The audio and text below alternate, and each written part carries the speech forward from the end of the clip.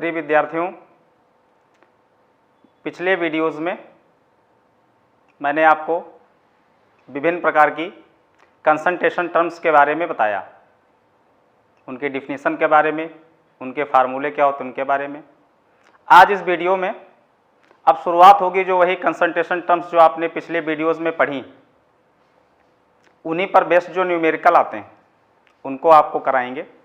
ये न्यूमेरिकल बहुत महत्वपूर्ण होते हैं और बोर्ड में एक न्यूमेरिकल कंसंट्रेशन टर्म के संदर्भ में ज़रूर पूछा जाता है, मतलब मस्ट है, आना ही आना है। तो उन न्यूमेरिकल्स को लगाने के लिए जिन विद्यार्थियों ने हमारे पिछले जो video solution part 1, part 2, part 3, part 4, उनको जिन विद्यार्थियों ने नहीं देखा है उनको देख लें, जिससे आपको समझ में आ जाएगा कि कैसे फार्मूला होगा, क्या उनकी डिफिनीशंस थी। क्योंकि न्यूमेरिकल करने से पहले जो कंसंट्रेशन टर्म्स आपको मैंने पढ़ाई हैं पिछले वीडियोस में, उनके बारे में जानकारी होना बहुत ज़रूरी है। क्योंकि न्यूमेरिकल का कॉन्सेप्ट जब तक नहीं पता होगा तब तक आप फिर उसको कैसे करेंगे।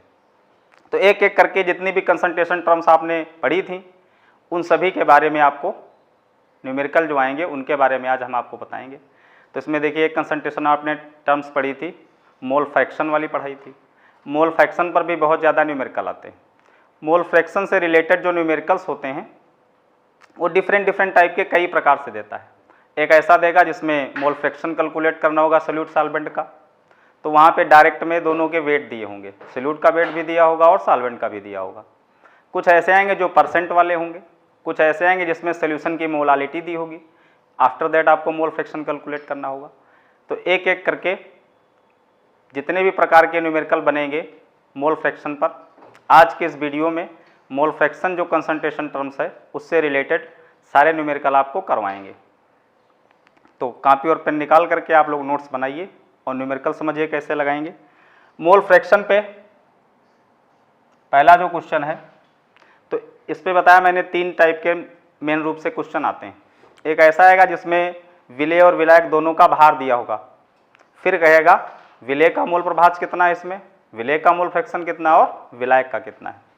तो एक सिंपल वाला पहले बताएंगे, फिर परसेंट वाला बताएंगे, क्रम से आपको ले चलेंगे कैसे कैसे करेंगे। तो क्वेश्चन दिया होगा, ये आपके बुक में एक्सरसाइज में ये क्वेश्चन दिया हुआ है। 46 ग्राम C2H5OH, जिसको हम कहते हैं एथेनॉल,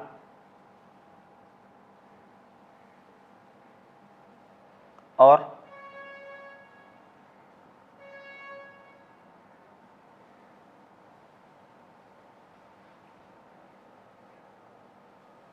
54 ग्राम जल के मिश्रण में एथेनॉल और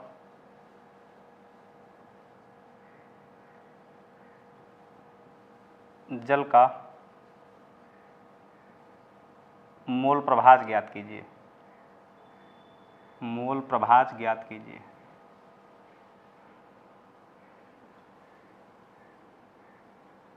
ये आपका जो रेफरेंस बुक एक्सरसाइज में क्वेश्चन दिया हुआ है। तो देखिए, क्वेश्चन है कि 46 ग्राम, ग्राम को मैं सही से लिखे दे रहा हूँ, 46 ग्राम एथेनॉल जिसका फार्मूला था C2H5OH और 54 ग्राम जल के मिश्रण में एथेनॉल और जल का मोल प्रभाज ज्ञात कीजिए। तो देखिए, ये क्वेश्चन जो आपका है इसमें एथेनॉल का भार कितना दिया 46 ग्राम, वाटर का कितना दिया 54। तो एक इस टाइप का न्यूमेरिकल होगा जिसमें विलेय और विलायक दोनों का भार दिया होगा। तो पहले क्वेश्चन देख करके हमको समझना है कि विलेय कौन है और विलायक कौन है।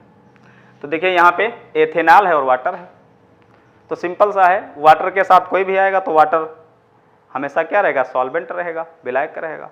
उसके साथ जो दूसरा सब्सटेंस आएगा आपका, जो दूसरा पदार्थ होगा वो क्या हो जाएगा, विलेय हो जाएगा, सॉल्यूट हो जाएगा। तो यहाँ पे एथेनॉल आपका क्या है, विलेय है, और वाटर जो आपका है, जल है, वो क्या है आपका, सॉल्वेंट है, विलायक है। तो मोल फ्रैक्शन कैलकुलेट दोनों का करना है, वाटर का भी करना है, एथेनॉल का भी करना है। एथेनॉल मतलब सॉल्यूट, विलेय का करना, वाटर मीन्स मतलब विलायक का करना।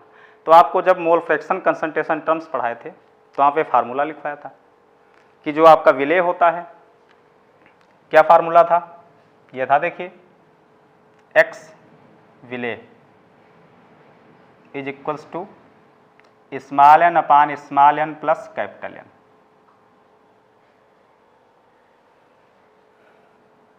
एक्स विलायक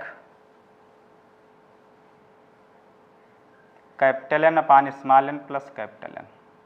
ये दो फार्मूले पिछले वीडियो में मैंने आपको बताए थे जब मोल फ्रैक्शन पढ़ाया था। यानी विलेय का मोल फ्रैक्शन कैलकुलेट करने के लिए बताए थे, मोल फ्रैक्शन को कैपिटल एक्स से डिनोट करते हैं।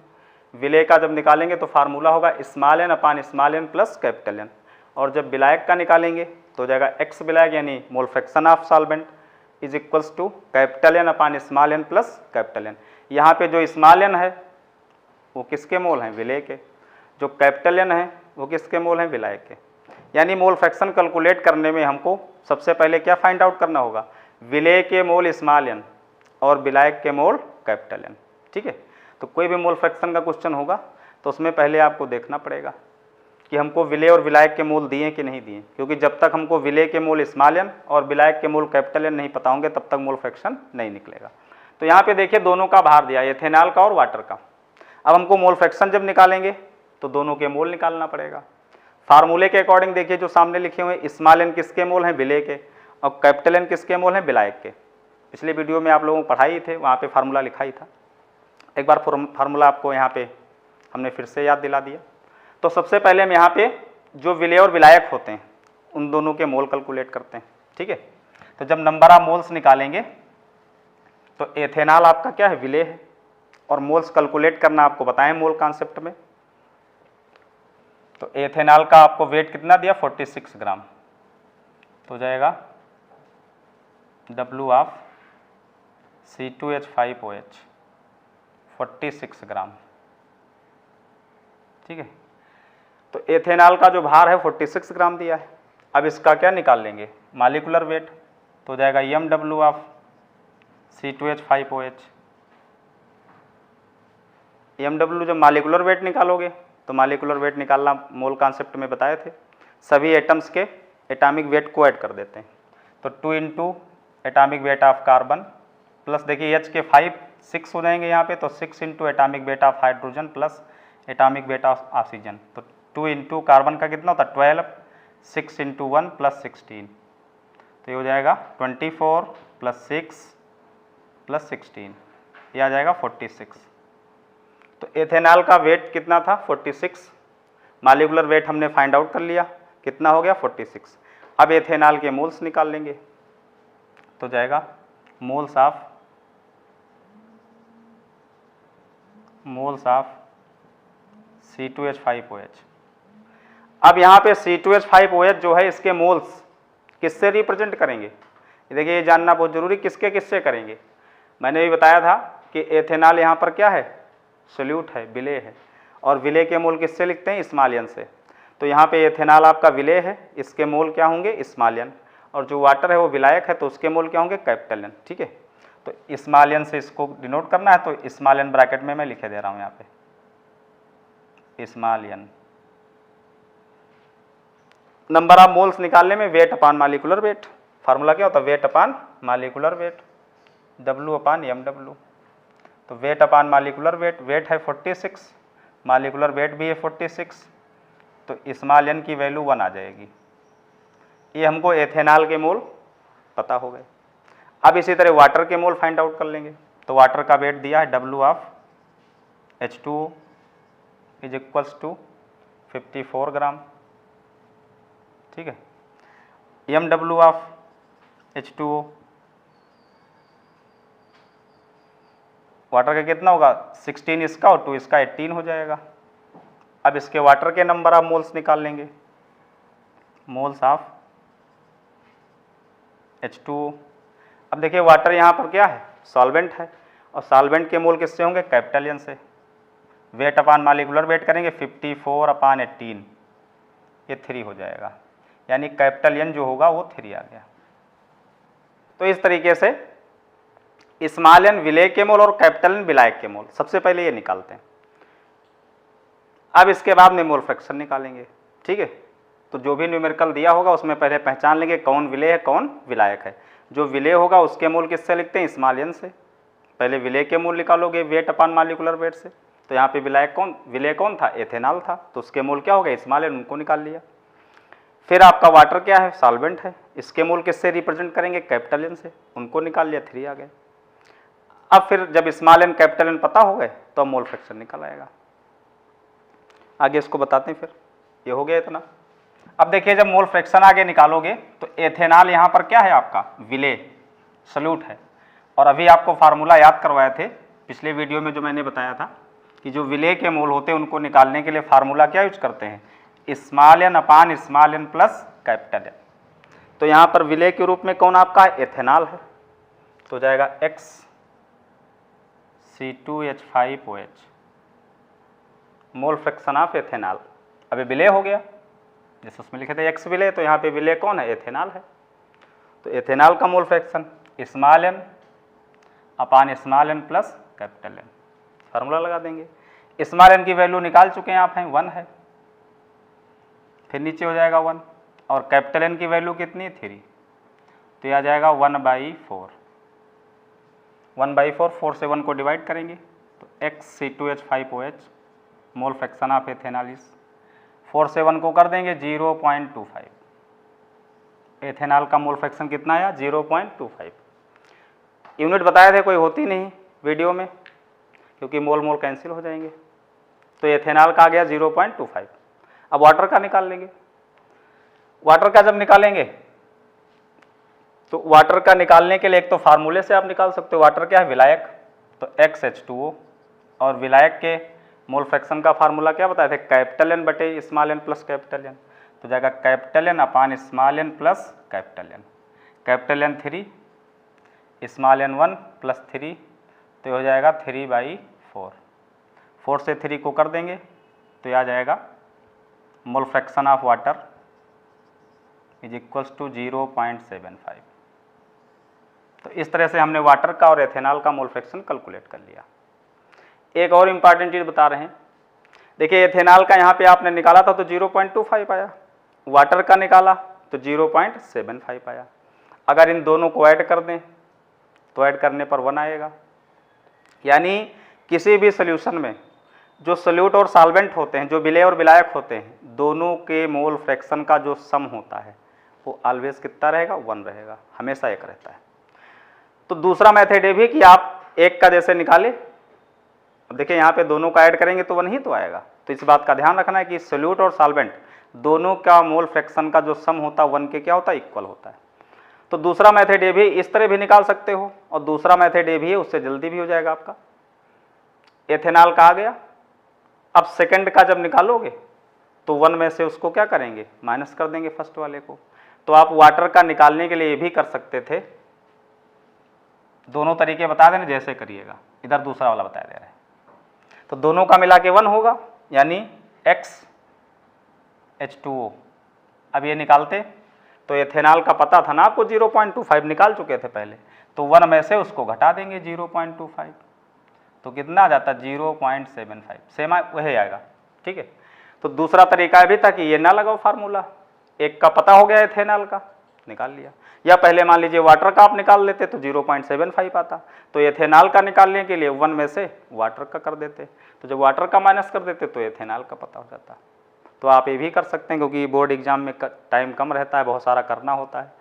तो आप सोल्यूट सॉल्वेंट दोनों के जब निकालना हो तो किसी एक का पहले फाइंड आउट कर लीजिए इस तरह, और जब एक का निकल आए तो सेकंड का निकालने के लिए एक में से पहले वाले के मोल फ्रैक्शन को क्या करेंगे, माइनस कर देंगे, दूसरे का आ जाएगा। तो ये इस तरह मोल फ्रैक्शन का एक सवाल था। इसमें देखिए विलेय और विलायक का भार दिया हुआ था, मोल फ्रैक्शन कैलकुलेट करना था, दोनों का आपने कर लिया। तो एक इस टाइप का न्यूमेरिकल आएगा। दूसरा आएगा जिसमें परसेंट दिया होगा, डायरेक्ट आपको विलेय और विलायक का भार नहीं दिया होगा, उसमें परसेंट दिया होगा, फिर कहेगा मोल फ्रैक्शन कैलकुलेट करिए। तो उसको कैसे करेंगे, देखिए आपके बुक में एक क्वेश्चन दिया होगा यूरिया से रिलेटेड, यूरिया, ग्लूकोज, सुक्रोज, यही सब ज़्यादा आते ही हैं। वैसे तो सोल्यूशन किसी भी उसका हो सकता है सोल्यूट का, लेकिन ये ज़्यादातर पूछे जाते हैं। यूरिया है, सुक्रोज है, ग्लूकोज है, एथेनॉल है, एसीटोन है, ये सब ज़्यादातर आते हैं। तो आपके बुक में भी दिया होगा, तो इसको समझ गए होंगे सभी लोग। जब डायरेक्ट आपको विलेय विलायक का भार दिया हो सिंपल सा, विलेय के मोल स्मॉल एल निकाल लो, विलायक के मोल कैपिटल एल निकाल लो, मोल फ्रैक्शन आ जाएगा। दूसरा इसमें परसेंट वाला कैसे निकालेंगे, जिसमें परसेंटेज दिया होता है। ये सवाल आपके बुक में देखिए दिया होगा, 6% भारानुसार, या फिर लिखा होगा स्मॉल डब्ल्यू अपान कैपिटल डब्ल्यू। तो 6% भारानुसार यूरिया के जली विलयन में यूरिया और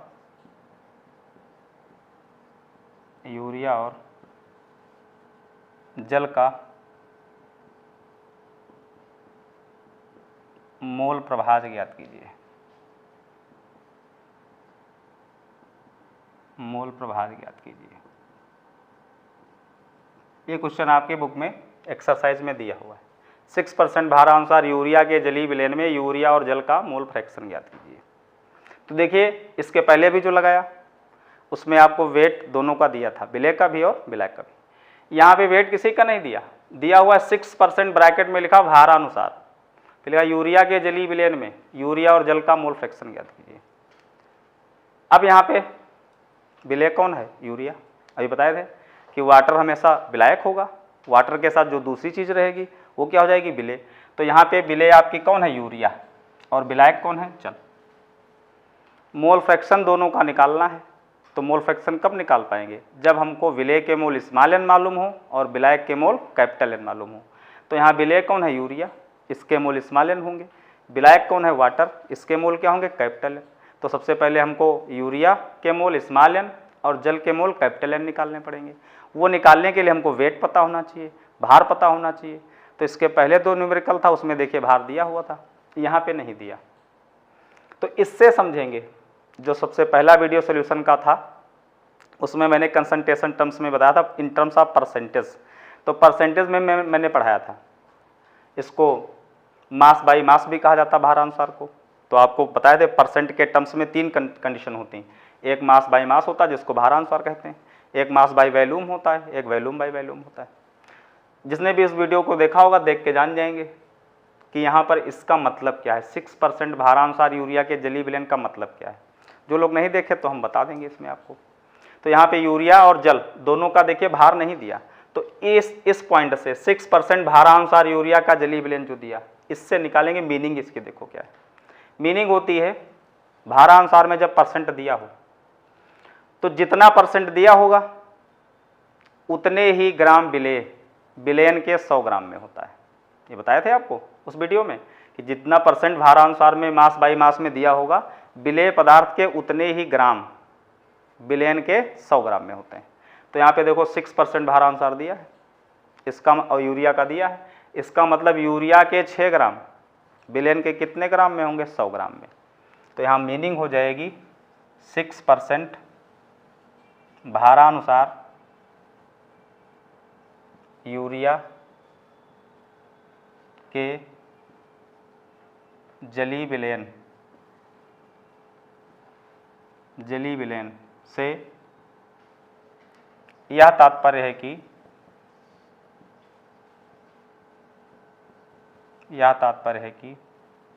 6 ग्राम यूरिया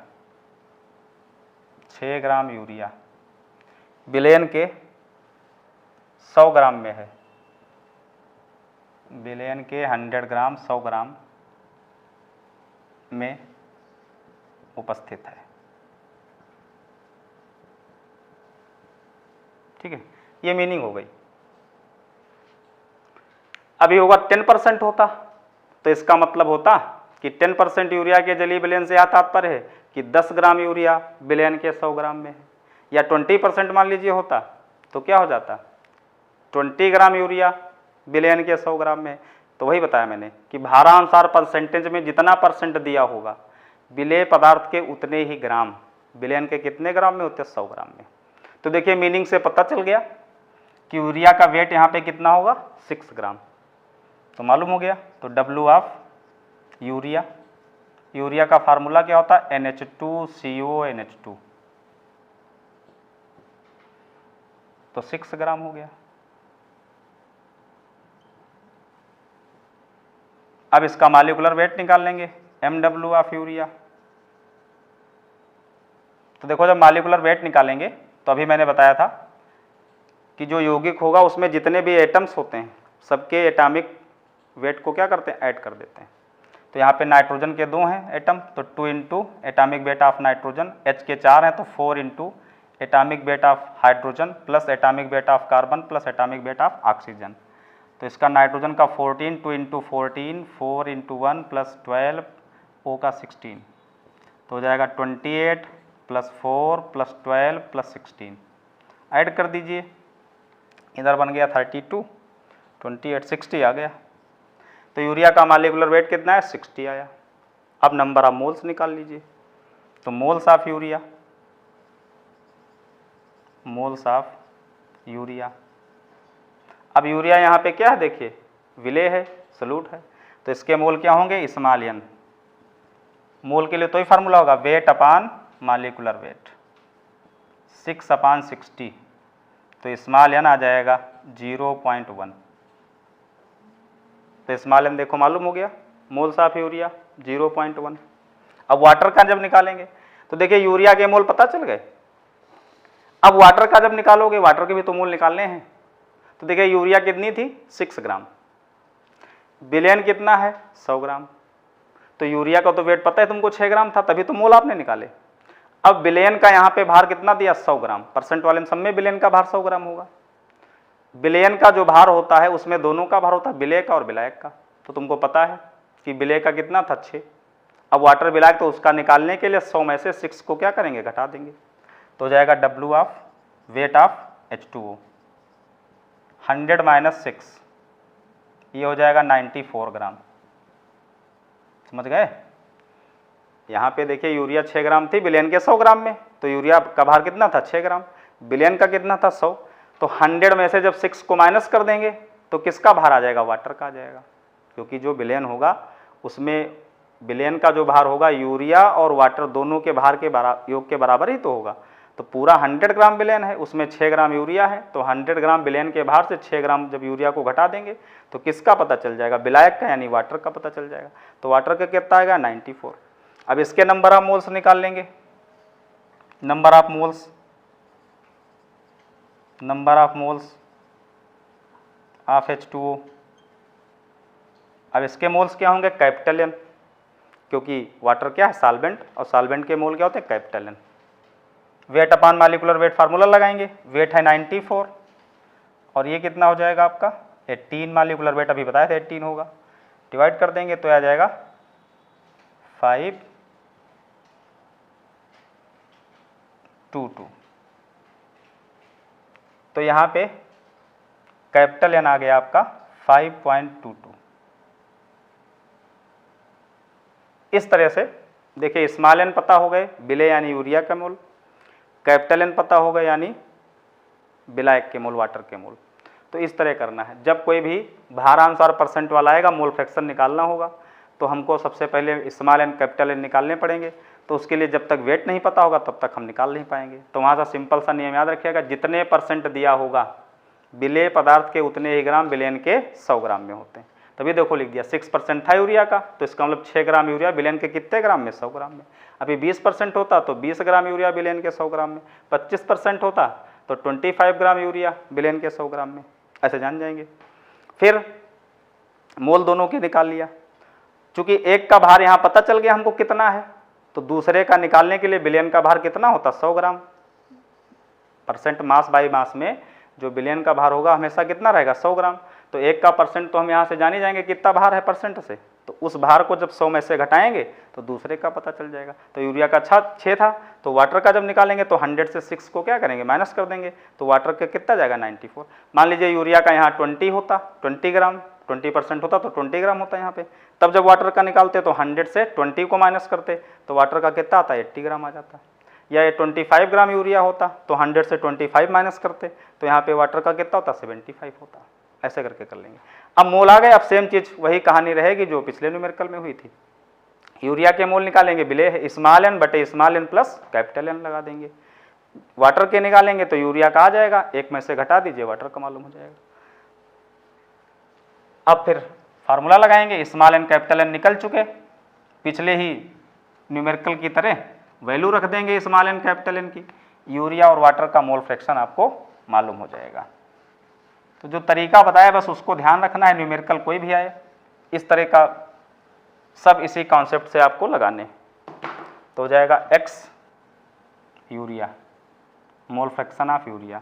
अब यूरिया यहाँ विलेय है तो फार्मूला क्या होगा, small n upon small n plus capital N, क्योंकि विलेय के मोल फ्रैक्शन का फार्मूला क्या होता है, small n upon small n plus capital N. Value रख दीजिए, स्मॉल एन आया 0.1, फिर हो जाएगा 0.1 और कैपिटल एन आया आपका 5.22, ऐड कर दीजिए तो 0.1 अपान हो जाएगा, ये आपका ऐड करेंगे तो हो जाएगा 5.32, पॉइंट हटा देंगे, यहाँ पे 0 हो जाएगा, ये 2 से डिवाइड हो जाएगा, यहाँ 5 हो जाएगा, तो आ जाएगा 5/266, इससे इसको डिवाइड कर देना तो यक्स यूरिया हो जाएगा 0.0188। ये यूरिया का मोल फ्रैक्शन आ गया। अब वाटर का निकालेंगे तो इसके पहले वाले न्यूमेरिकल में बताया था मैंने कि हमेशा विलेयन में विलेय और विलायक दोनों का मोल फ्रैक्शन ऐड करके 1 होता है। तो एक का तुमको देखो पता हो गया, अब चाहे फार्मूले से वाटर का निकालो कैपिटल एन बटे small n plus capital N से तब भी वही आना है, या यूरिया का तुमको पता हो गया, अब 1 में से इसको घटा दीजिए तो वाटर का मालूम नहीं हो जाएगा। तो XH2O 1 माइनस 0.0188, तो आ जाएगा 0.9812, ये आपका वाटर का हो गया। ठीक है, दोनों का सम जो है वो 1 होना चाहिए, तो देखिए सम 1 होगा आपका 0.0188 और 0.9812, 80 यहाँ पे हो गया 0, यहाँ पे हो गया 0, देखिए 1 आया नहीं आया, तो बस 1 होना चाहिए सम। तो ये वाटर का हो गया और ये किसका हो गया, यूरिया का। तो जितने भी भारानुसार परसेंट दिया होगा उनको सबको हम इस तरीके से लगाते हैं। तो 2 हो गए, एक ऐसे हो गया जिसमें डायरेक्ट विलेय और विलायक का भार दिया होगा तब कैसे लगाएंगे उसको बताया, दूसरा भारानुसार परसेंट दिया होगा तब कैसे लगाएंगे उसको बताया, तीसरा इसमें आएगा सोल्यूशन की मोलालिटी दी होगी, मोललता दी होगी तब कैसे लगाएंगे। चलिए उसके लिए बताते हैं आपको, ये भी आपके रेफरेंस बुक में एक्सरसाइज में दिया हुआ है।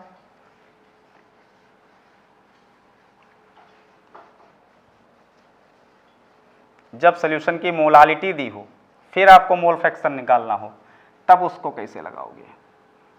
तो अगला आएगा जिसमें आपको सोल्यूशन की मोलालिटी दी होगी फिर कहेगा उसमें मोल फ्रैक्शन निकालो, ये भी आपके रेफरेंस बुक में एक्सरसाइज में क्वेश्चन दिया है और ऑब्जेक्टिव भी एक बार बोर्ड में पूछा जा चुका है। क्वेश्चन देखिए क्या है, क्वेश्चन है आपका यूरिया के एक जली विलेन की मोललता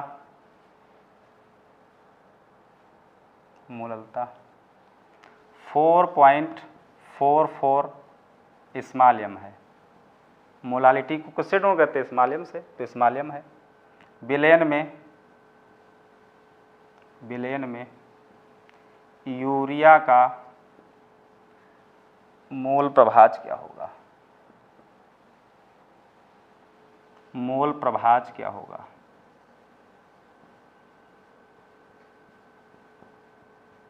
ये देखिएगा आपके ऑब्जेक्टिव टाइप जो क्वेश्चन दिए होते हैं वहाँ पे दिया होगा, तो जब लगाएंगे तभी तो ऑप्शन करेंगे कौन सा होगा। तो लिखा यूरिया के एक जलीय विलेन की मोललता 4.44 m है, विलेन में यूरिया का मोल फ्रैक्शन क्या होगा, यानी यहाँ यूरिया का ही पूछा है, आप वाटर का भी निकालेंगे उसमें क्या प्रॉब्लम। तो देखिए यहाँ मोलालिटी दी विलेन की, अब निकालना मैंने अभी इसके पहले बताया था कि मोल फ्रैक्शन जब निकालोगे तो उसके लिए क्या पता हो, विलेय के मोल स्मॉल एन और क्या पता हो, विलायक के मोल कैपिटल एन, तो ये दोनों चीज़ें पता हो। अब यहाँ मोलालिटी दी है तो देखिए मोलालिटी की डिफिनीशन से हम लोग देखें क्या डिफिनीशन थी मोलालिटी की, 1 किलोग्राम विलायक में घुले हुए, वीडियो में देखिए बताया था मैंने मोलालिटी वाले उसमें, 1 किलोग्राम विलायक में घुले विलेय पदार्थ के मोलों की संख्या, उस विलयन की क्या कहलाती? मोलालिटी कहलाती, मोललता कहलाती। यानी 1 किलोग्राम विलायक में विलेय के जितने मोल घुले होते हैं वही विलयन की क्या होती? मोललता होती। तो यहाँ मोललता कितनी थी? 4.44। तो इसका मतलब क्या हो जाएगा कि यूरिया के 4.44 मोल विलायक के कितने ग्राम में है? 1 किलोग्राम में, या 1000 ग्राम में है। चाहे 1 किलोग्राम भार कहिए और चाहे क्या कहिए 1000 ग्राम में, क्योंकि 1 किलोग्राम 1000 ग्राम के इक्वल होता है। तो मोलालिटी की डिफिनीशन से देखो यहाँ निकालेंगे, ठीक है। ये मोलालिटी की डिफिनीशन क्या थी कि 1 किलोग्राम विलायक में या 1000 ग्राम विलायक में घुले हुए विलेय पदार्थ के मोलों की संख्या विलयन की मोललता कहलाती। यानी जितनी विलयन की मोललता होगी विलेय पदार्थ के उतने ही मोल विलायक के 1 किलोग्राम में होंगे या 1000 ग्राम में होंगे। तो सिंपल सा समझ लीजिए, जितनी मोललता दी हो उतने ही हो जाएंगे विलेय के मोल। भाई नियम वही तो है कि जितनी मोललता होगी विलेय के उतने ही मोल विलायक के क्या होंगे? 1 किलोग्राम में या 1000 ग्राम में। तो जितनी मोललता दी होगी क्वेश्चन में आपको वही विलेय के क्या बन जाएंगे? मोल बन जाएंगे। तो यहाँ पे मोललता ये है, तो यही आपके विलेय के मोल हो गए। विलेय यहाँ कौन है? यूरिया। तो यूरिया के मोल सीधे सीधे 4.44 हो जाएंगे।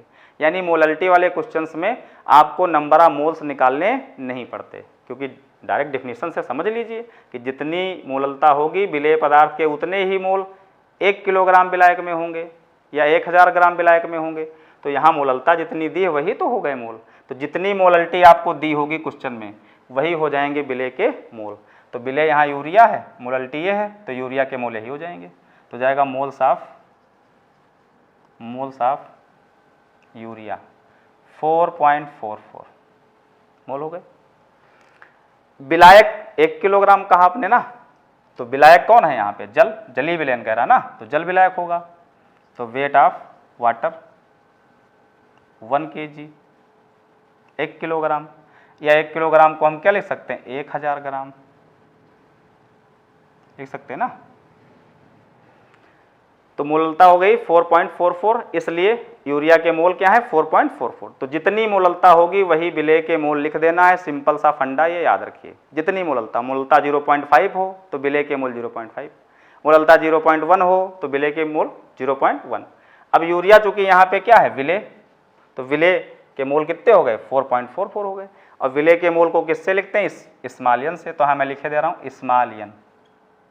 तो ये स्मॉल n फाइंड आउट हो गए। फिर कहा 1 किलोग्राम विलायक में घुले होते ना, तो हमेशा जो विलायक का भार होगा वो 1 किलोग्राम लेना है।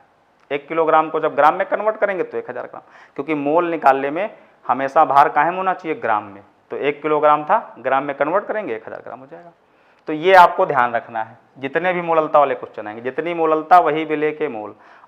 तो मोल ये चेंज हुआ करेंगे, क्योंकि जितनी मोललता होगी उसके हिसाब से रहेंगे। भाई जितनी मोललता किस में होगी उतने होंगे। किस्म 0.5 है तो स्मॉल n 0.5, किस्म 0.2 मोललता है तो 0.2, किस्म 0.1 मोललता 0.1। लेकिन विलायक का भार क्या होगा? कांस्टेंट रहता ना 1 किलोग्राम विलायक, तो वो यही रहता है। अब वाटर का वेट पता है, मोल निकाल लीजिए। Moles of H2O, moles of H2O। अब H2O क्या है? विलायक है, तो कैपिटल N से इसके मोल रिप्रेजेंट किए जाएंगे। वेट अपॉन मॉलिक्यूलर वेट, तो 1000 अपॉन 18, 18 से 1000 को करेंगे तो हो जाएगा 55.56। तो ये कैपिटल N आपके आ जाएंगे 55.56। 55 आएगा वो 56 मान लेंगे वहाँ पे, ठीक है। इस तरह से आपको स्मॉल n कैपिटल N पता हो गए। मोल फ्रैक्शन किसका निकालना? यूरिया का। तो x urea mole fraction of urea. Urea क्या है? विलेय। विलेय के लिए formula small n upon small n plus capital N। Small n है 4.44, कैपिटल N आपका है 55.56, तो प्लस हो जाएगा 55.56। ये दोनों जोड़ देंगे 5960, तो ये आ जाएगा आपका 4.44 अपॉन 60। इससे जब डिवाइड कर देंगे तो हो जाएगा X urea is equals to हो जाएगा 0.074।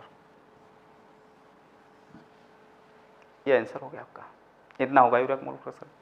अभी वाटर का भी पूछता है इसमें, तो यूरिया का पता चल गया अब इसको क्या करेंगे, 1 से घटा देंगे तो किसका मालूम हो जाएगा, वाटर का मालूम हो जाएगा।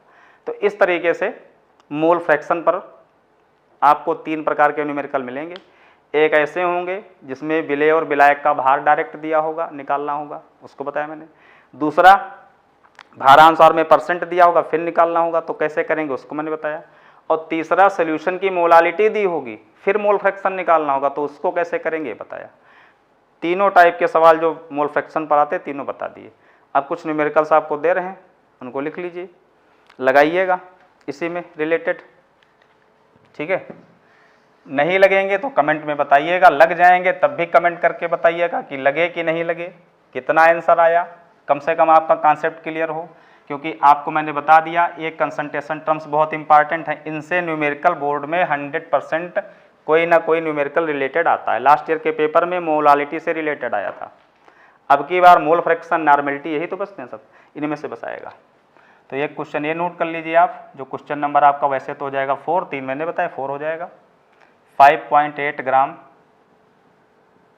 एसीटोन, एसीटोन फार्मूला होता है CH3COCH3, ऑर्गेनिक में पढ़ोगे भी आगे आप, CH3COCH3। और 90 ग्राम जल के मिश्रण में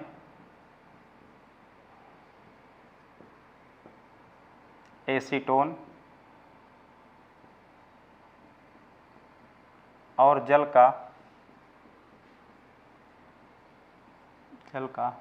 मोल प्रभाज ज्ञात कीजिए, मोल प्रभाज ज्ञात कीजिए।